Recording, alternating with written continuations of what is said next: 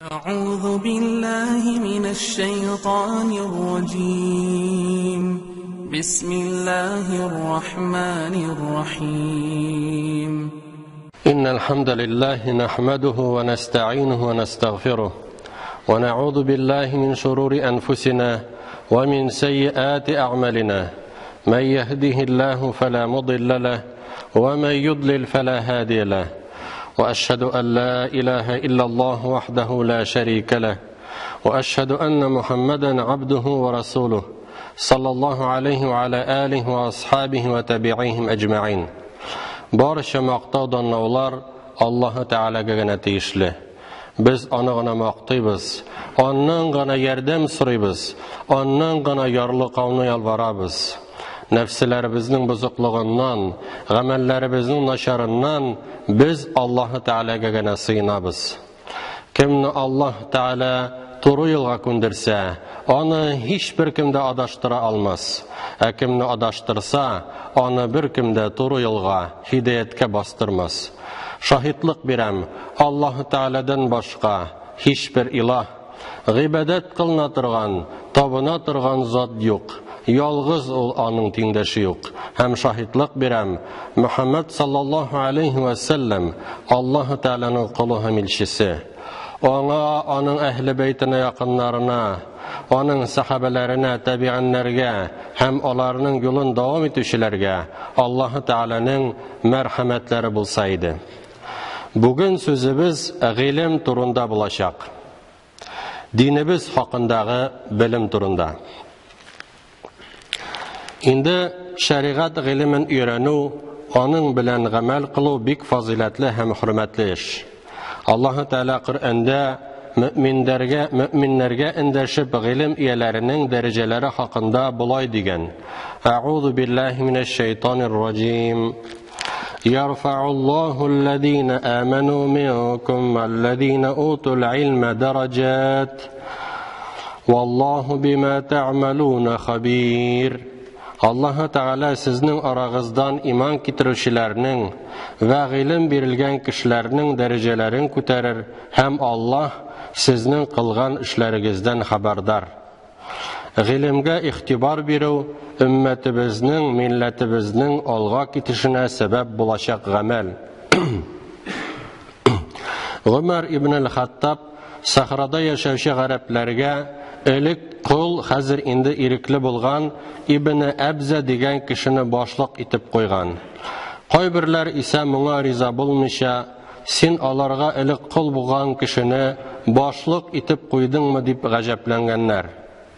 Umar radhiyallohu anhu ise alarga ol bit Qur'onni yoddan biluvchi, ham miras bilimin biluvchi degan. Hem Peygamberimiz sallallahu aleyhi ve sellem ushbu so'zlarni aytdi degan. İnna Allah yarfa'u bihadal kitabi aqwaman wa yada'u bihi akharin.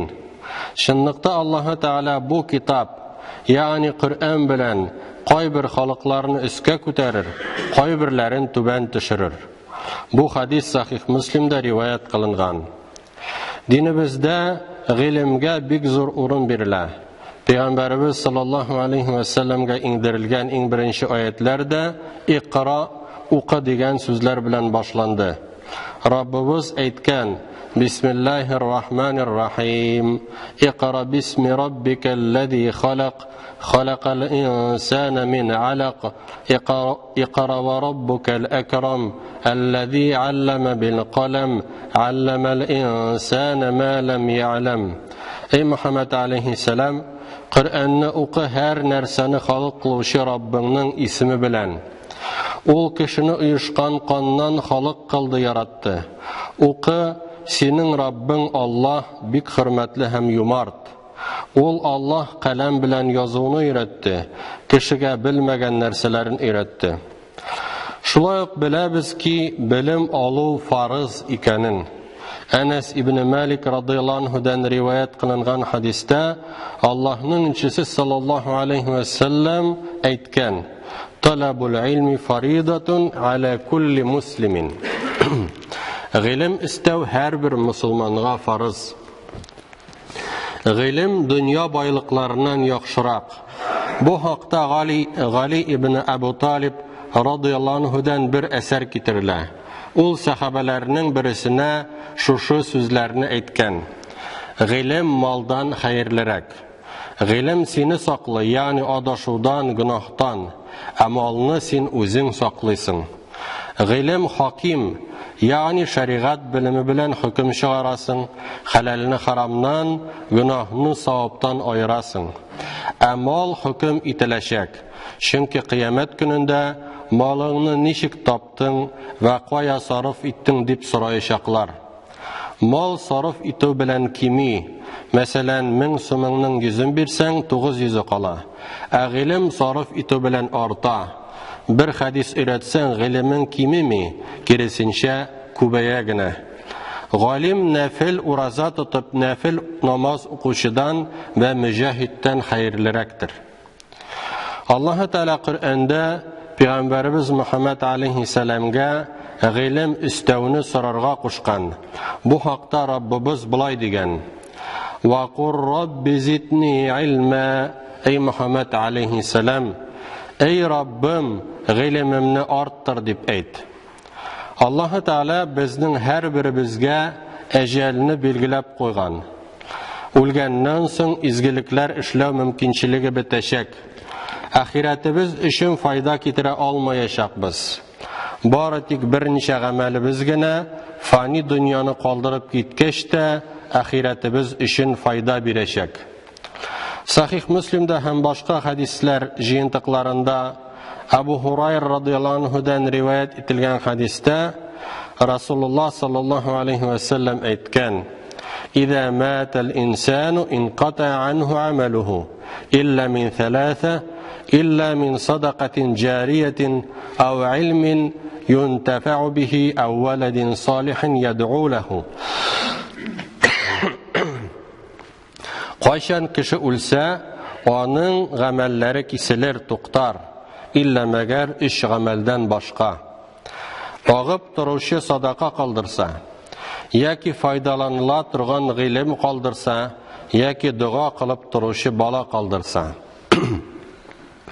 Файдаланыла торган гыйлем дигәне инде китап язып калдырса, яисә шәкертләре калса дигәнне аңлата.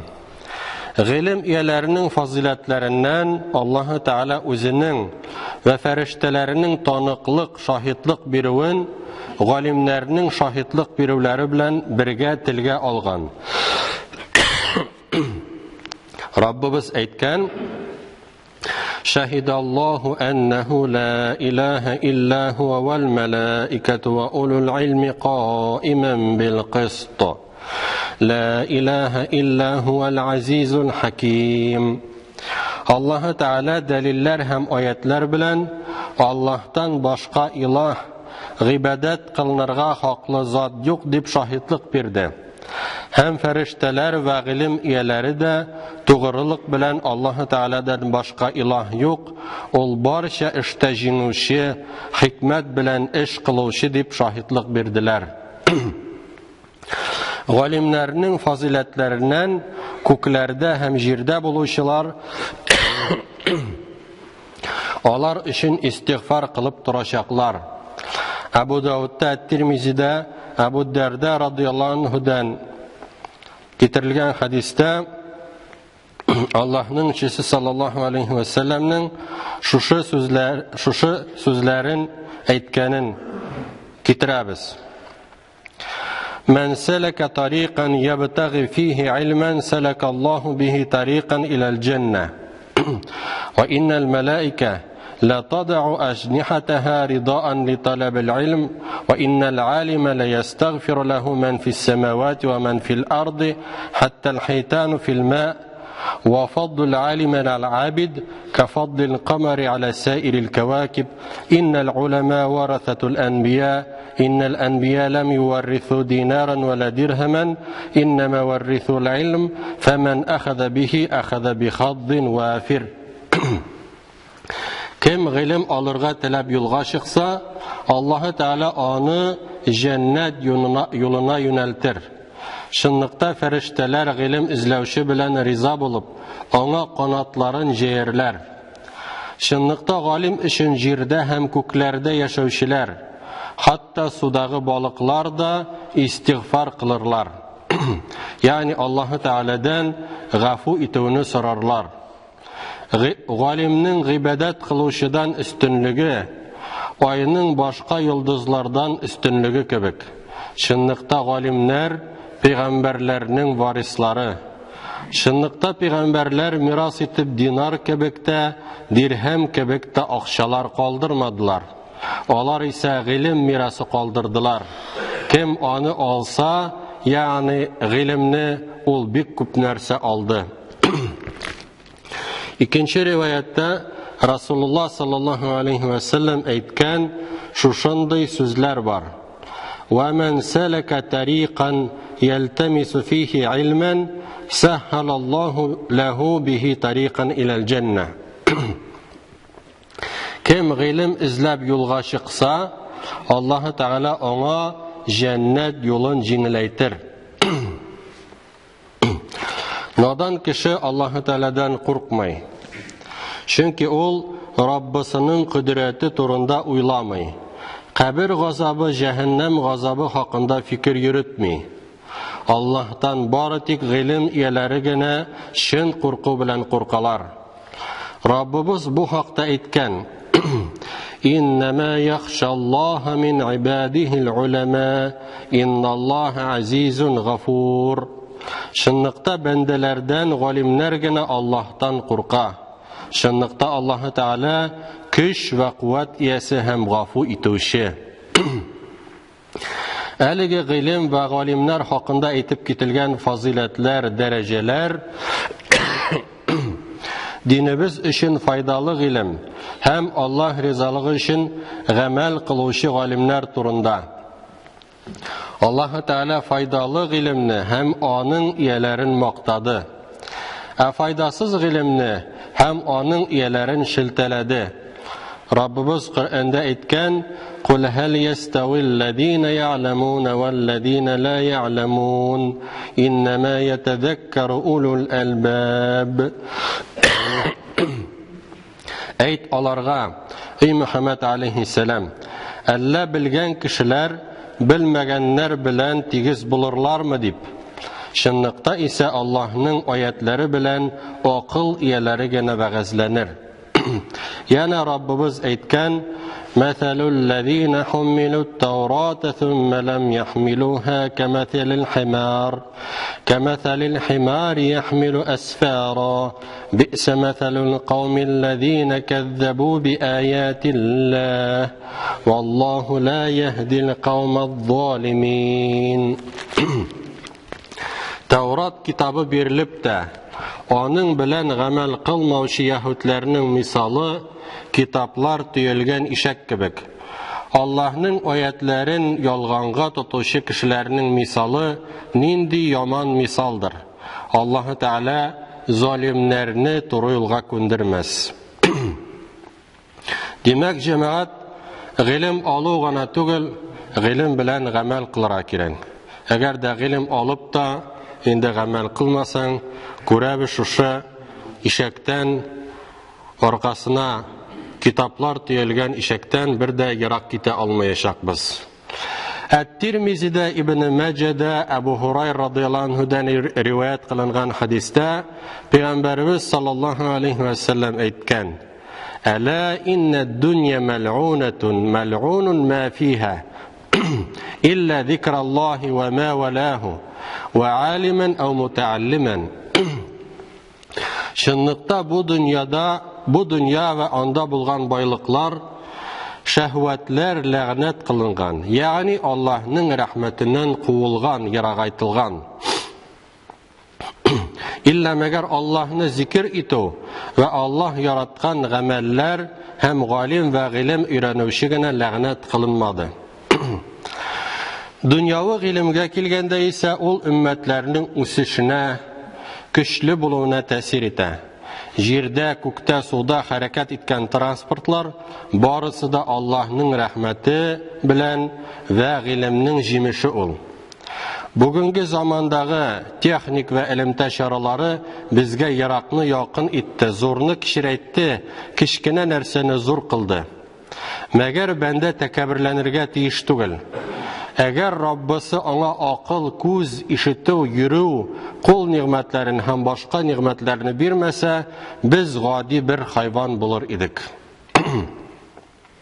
Бу вәгазьдә гыйлемнең вә гыйлем ияләренең олы дәрәҗәсе аңлатылды. Бу дәрәҗәләргә ирешү өчен тырышлык, тәртип, ихтияр көче, вакытны дөрес булу һәм әлбәттә гыйлемне һәм гыйлем ияләрен сөю, аларны ихтирам итү кирәк. Җәмәгать, гыйлемне интернеттан яисә китаплардан гына алмыйлар. Гыйлемне гыйлем ияләреннән алалар. Гыйлем ияләреннән алынган гыйлем белән бергә әдәп тә, әхлак та яхшы якка үзгәрә.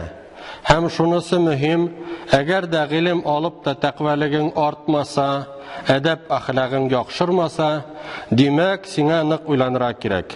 Бит гыйлемнең максаты ул Аллаһ ризалыгы өчен гамәл кылу.